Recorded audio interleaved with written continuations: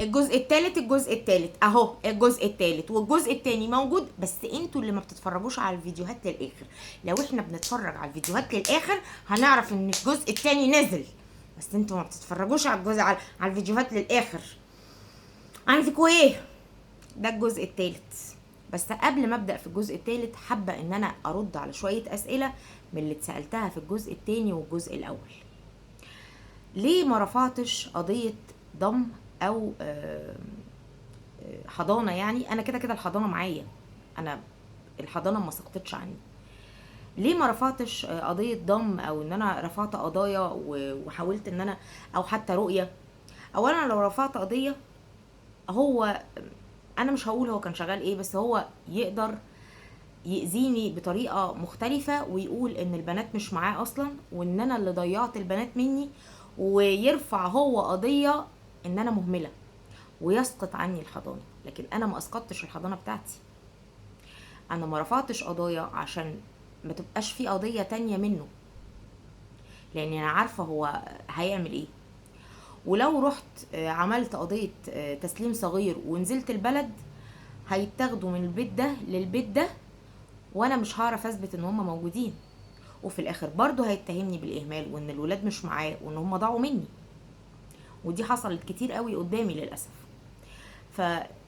فالدروس اللي بشوفها في حياتي من الناس اللي قابلتهم المواقف دي اتعلمت منها.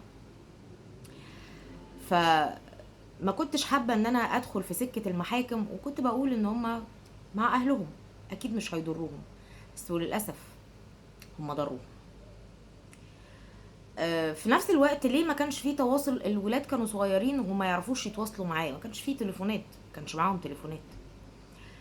وكنت واثقه جدا في عدل ربنا سبحانه وتعالى ان هيجي وقت وبناتي اكيد هيبقى فيه وسيله تواصل وهيتواصلوا معايا. انا كنت مستنيه دي، وهم صغيرين انا ما كنتش عارفه اتواصل معاهم، وهو منع التواصل خالص. حتى لو رفعت قضيه رؤيه هيقول لي رؤيه ايه؟ هم البنات معايا، البنات معاكي في حضانتك. فبالتالي هيرفع عليا انا قضيه ان انا اللي اهملت في بناتي وبناتي مش موجودين معايا، فهيسقط عني الحضانه، ومش هعرف اثبت ان هم معاه ولا مع اهله. فاستنيت لحد ما يبقى في وسيله تواصل بيني وبين بناتي. طول السنين اللي فاتت دي انا كنت براقب اكاونت عشان بس اشوف ان بنتي عملت اكاونت، الصغيره او الكبيره، اشوف اكاونت بس لبناتي اعرف اتواصل معاهم. سبحان الله، هم ما عملوش اكاونت ولا كنت اعرف لهم اكاونت، بس التواصل حصل بترتيب ربنا سبحانه وتعالى. ربنا رتبها بالطريقه اللي هو شايفها، ان انا ابعت رساله وبنتي تقراها وتاخد الرقم من وراهم وتكلمني. انا عمري ما كنت هوصل لرقمها الا لو هي اتصلت عليا. فترتيب ربنا دايما بيبقى احسن. المهم بقى الجزء الثالث، انا كلمت ساره كانت في دبي وقالت لي انا نازله يوم الحد، يوم الاثنين هنروح نجيب البنات. وقد كان. طبعا البنات كانوا مرعوبين. بنتي قالت لي لو كانوا شموا خبر بس ان احنا هنيجي معاكي كانوا كسحونا ايدين ورجلين، كسحوهم بمعنى كسحوهم بالمفاصل كده. فانا قلت لهم انا مش عايزه حد يعرف خالص، حتى اصحابكم اللي قديكوا في السن، اصحابكم اللي هناك او اللي كانوا معاكم في المدرسه، اوعوا حد يعرف فيهم ان انتوا راجعين لمامتكم. لان ممكن واحده تغير، او انا ما اعرفهمش، انا ما شفتش، ممكن واحده تغير ان انت هترجعي لمامتك وتبقي في حال احسن، او مامتك بتحبك، هي شايفه ان مامتها ما بتحبهاش، انا ما اعرفهمش، ممكن تروح تقول لهم وكل ترتيبنا يبوظ. فاوعوا حد يعرف، حتى اصحابكم. انا عايزه الموضوع يتم في سكوت.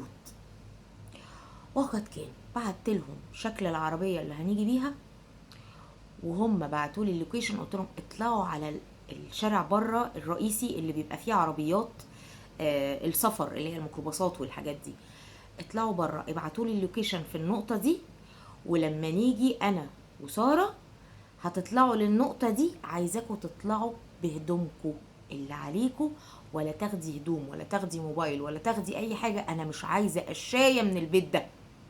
تطلعي كانك طالعه تشتري حاجه من البقال، كانك رايحه تجيبي اي حاجه من بره. واختك في ايدك، اول ما تشوفوا العربيه نطوا في العربيه واحضنوا وبوس لما ننزل مصر. وقد كان.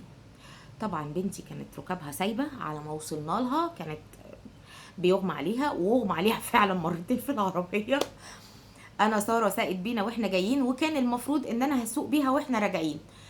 على ما خدنا البنات انا بقى بقيت بعمل كده، لا لا لا كملي سواقه، انا مش عارفه اسوق، انا مش عارفه اسوق. وكنت واخده احتياطي، واخده معايا شهادات ميلاد البنات وبطاقتي وكل حاجه عشان يوم ما حد يوقفنا. انتي خاطفه البنات، مفيش ام بتخطف بناتها، ده غير ان هم في حضانتي اصلا، مفيش قضايا اسقاط حضانه ليا عشان خاطر تبقى البنات مش معايا. وخدت بناتي ورجعنا على القاهره، واحنا في الطريق وخلاص داخلين على القاهره على طول كده جالي تليفون. طبعا البنات معاكي، فردي الطبيعي قلت لهم بناتي اللي انا امهم، اللي مكتوبه في شهاده الميلاد ان انا امهم، اللي انا جايباهم من بطني، خير بناتي معايا. يلا بقى اللي اتقال اتقال، بس مش هتعرفوا تاخدوا مني بناتي تاني.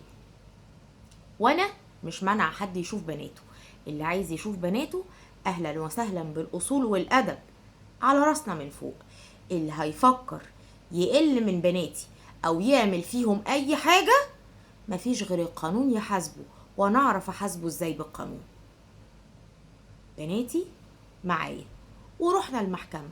القاضي سالهم عايزين تعيشوا مع ماما ولا بابا؟ قالوا ماما. بحكم المحكمه حكمت ان بناتي معايا وان انا ولي عليهم، ومش عايزه حاجه من حد. الحمد لله، فضل ونعمه.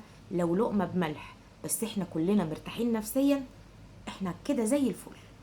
لو لقمه بملح بعيد عن الضرب والاهانه والاستغلال. انا بنتي في حضني بالدنيا، ومش عايزين حاجه من حد، ولا ناوي ارفع قضايا. والقضيه الوحيده اللي رفعتها هي الولايه التعليميه، والقاضي سالهم وجاوبوه، ومش هرفع قضيه تاني. رفعت قضيتي للحكم العدل يحكم بقى ما بيننا. واظن ربنا حكم ما بيننا قبل كده في موضوع ان اتقال لو نزلتي البلد هنكسر رجلك، وسبحانك يا رب يوم ما اتكسر رجل اللي قال. ومن الايه، من الحوض.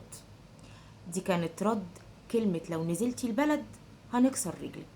ربنا سبحانه وتعالى حكم عدل، رجل اللي قال هي اللي اتكسرت،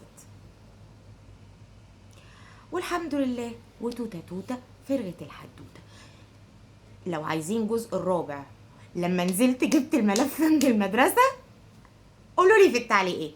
ما انا بعد ما خدت الولايه التعليميه والبنات بقوا معايا كان لازم انقلهم من المدارس اللي هناك للمدارس اللي هنا، واجيب بيانات نجاح واجيب ملفات واختم من المحافظه دي للمحافظه دي. يا لهوي، دي كانت ليله سعادتك.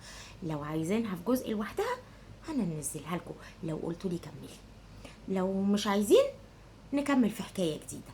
ولحد هنا وخلص الفيديو. توتة توتة فرغت الحدوتة. بس ما خلصتش حكايات سلامة، لسه في حكايات تانية. المدرسين مش عايزة اقول لكم عايزين حكايات كتير قوي من عندي.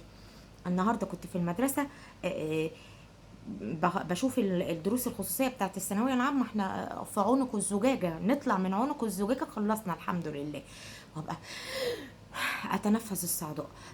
وانا هناك لقيت المدرسين عايزين مني حكاوي كتير وبيحبوا حكاياتي. افتح فرع في المدرسة احكي فيه، ممكن نبقى نفتح فصل حكايات سلمة. ولحد هنا خلصت الحدوتة. بكرة في حكاية جديدة من حكايات سلمة. اشوفكم على خير.